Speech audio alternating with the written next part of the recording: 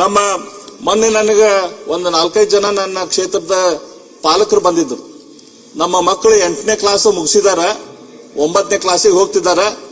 8ನೇ class ತನಕ RTEದಲ್ಲಿ ಅವ್ರಿಗೆ seat ಇತ್ತು. ರೈಟ್ ಟು ಎಜುಕೇಶನ್ ದಲ್ಲಿ ಒಳ್ಳೆ ಶಾಲೆಯಲ್ಲಿ ಕಲ್ತಿದಾರ. ಈಗ 9ನೇ ಕ್ಲಾಸಿಗೆ ಹೋಗ್ಬೇಕಂತಂದ್ರೆ ಫೀಸ್, ದೊಡ್ಡ ಪ್ರಮಾಣದ ಫೀಸ್ ಐತಿ, ನಮಗೆ ಫೀಸ್ ಕೊಡಕ್ ಆಗ್ತಾ ಇಲ್ಲ. ಹಂಗಾಗಿ ದಯಮಾಡಿ ಸರ್ಕಾರದಿಂದ ಅದು ಮುಂದಿನ ಕ್ಲಾಸ್ಗಳಿಗೆ ಕೂಡ RTEದಲ್ಲಿ ನೀವು ದುಡ್ಡನ್ನು ಕೊಡ್ರಿ ಅಂತ ಹೇಳಿ ಮಾಡಿದ್ರು. ಮಾನ್ಯ ಅಧ್ಯಕ್ಷರೇ, ಇದು ರೈಟ್ ಟು ಎಜುಕೇಶನ್ ಇದು ವಾಜಪೇಯಿ ಅವರು ತಂದಂತ ಕಾನೂನು.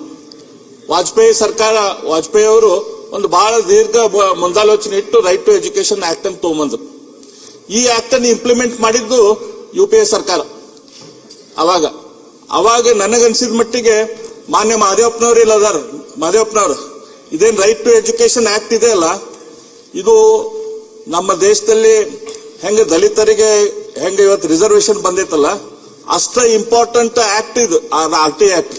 ಯಾಕಂದ್ರೆ ದೇಶದಲ್ಲಿ ಮುಂದುವರೆದ ಜಾತಿ ಹಿಂದುಳಿದ ಜಾತಿ ನಡುವ ಕಂದಕ ಏನೈತಿ ಅದನ್ನ ಕಡಿಮೆ ಮಾಡಾಕ ರಿಸರ್ವೇಶನ್ ರಿಸರ್ವೇಶನ್ ಇನ್ನ ಕಾನೂನು ನಮ್ಮಲ್ಲಿ ಅನುಕೂಲ ಆದ್ರೆ ಇವತ್ತು ದುಡ್ಡು ಇದ್ದವರು ಮತ್ತು ದುಡ್ಡು ಇಲ್ದವ್ರು, ಸಮಾಜದಲ್ಲಿ ಉಳ್ಳೋರು ಇಲ್ದವ್ರು ಇವ್ರ ನಡುವಿನ ಗ್ಯಾಪ್ ಕಡಿಮೆ ಮಾಡ್ಲಿಕ್ಕೆ ದೊಡ್ಡ ಕಾನೂನು ಅಂತಂದ್ರೆ ಬಂದಿದ್ದು RTE, right to education. Private ಶಾಲೆಯಲ್ಲಿ 25% ಸೀಟು ಕೊಡಬೇಕು ಬಡವರಿಗೆ ಅಂತ ಹೇಳಿ. ಯಾಕಂದ್ರೆ ಶ್ರೀಮಂತರ ಮಕ್ಕಳು ತಮ್ಮ ಮಿತ್ರರಾದ ತಮ್ಮ ಫ್ರೆಂಡ್ಸ್ ಆದ ಬಡವ್ರ ಮನೆಗೆ ಹೋದಾಗ ಅವ್ರಿಗೆ ಅವ್ರ ಜೀವನ ಪದ್ಧತಿ ಗೊತ್ತಾಗ್ತೈತಿ, ಅವ್ರ ಜೀವನದಲ್ಲಿ ಇರುವಂತ ತ್ರಾಸುಗಳು ಗೊತ್ತಾಗ್ತೈತಿ. ಹಂಗಾಗಿ ಅವರು ಮುಂದೆ ಜೀವನದಲ್ಲಿ ಸಮಾಜದಲ್ಲಿ ದೊಡ್ಡವರಾದಾಗ ಅವ್ರ ಬಗ್ಗೆ ಸಂವೇದನೆ ಅವ್ರಿಗಿರ್ತೈತಿ. ಈ ಬಡವ್ರ ಮಕ್ಕಳು ಶ್ರೀಮಂತರ ಮನೆಗೆ ಹೋದಾಗ ಅವ್ರಿರುವಂತ ಮನೆ, ಅವ್ರಿರುವಂತ ವ್ಯವಸ್ಥೆ ನೋಡಿ ನಾವು ಕೂಡ ಅವ್ರಂಗ ಆಗ್ಬೇಕು ಅಂತ ಹೇಳಿ ಜೀವನದಲ್ಲಿ ಉತ್ಸಾಹ ಬರ್ತೈತಿ, ಜೀವನದಲ್ಲಿ ಒಂದು ಗುರಿ ಬರ್ತೈತಿ. ಈ ರೀತಿ ಒಬ್ರಿಗೊಬ್ಬರ ನಡುವೆ ಫ್ರೆಂಡ್ಶಿಪ್ ಇದ್ದಾಗ ಸಮಾಜದಲ್ಲಿ ಸ್ವಾಸ್ಥ್ಯ ಇರ್ತೈತಿ. ಅದು RTEದ ಒಂದು ಪ್ರಮುಖ ಉದ್ದೇಶ. ಈ RTE ಕಾನೂನನ್ನ ಕಳೆದ ಬಾರಿ ಮುಖ್ಯಮಂತ್ರಿಗಳು ಸಿದ್ದರಾಮಯ್ಯನವರು ಮುಖ್ಯಮಂತ್ರಿ ಇದ್ದಾಗ ಈ ಕಾನೂನದಲ್ಲಿ ಬದಲಾವಣೆ ತೆಗೆದುಕೊಂಡ್ಬಂದ್ರು. RTEದಲ್ಲಿ ಸೀಟನ್ನ ಪ್ರೈವೇಟ್ ಶಾಲೆಗೆ ಕೊಡಬಾರದು, ಪ್ರೈವೇಟ್ ಶಾಲೆಯಲ್ಲಿ RTEಗಳಲ್ಲಿ ಸೀಟ್ ಕೊಡಬಾರದು, ಗವರ್ಮೆಂಟ್ ಶಾಲೆಯ ವ್ಯಾಪ್ತಿಯಲ್ಲಿ ಅಲ್ಲಿ ಯಾವ್ದಾದ್ರು ಸುತ್ತಮುತ್ತಲ ಗವರ್ಮೆಂಟ್ ಶಾಲೆ ಇದ್ರೆ ಅಲ್ಲಿ RTEದಲ್ಲಿ ಸೀಟ್ ಕೊಡಬಾರದು ಅಂತ ಮಾಡಿದ್ರು. ಮಾನ್ಯ ಅಧ್ಯಕ್ಷರೇ, ಇದೊಂದು ದೊಡ್ಡ ತಪ್ಪು. ಕೇವಲ 12,000 ರೂಪಾಯಿ ನಾವು RTEದಲ್ಲಿ ಪ್ರೈವೇಟ್ ಶಾಲೆಗಳಿಗೆ ದುಡ್ಡು ಕೊಡ್ತೇವೆ, ಕೇವಲ 12,000 ರೂಪಾಯಿ.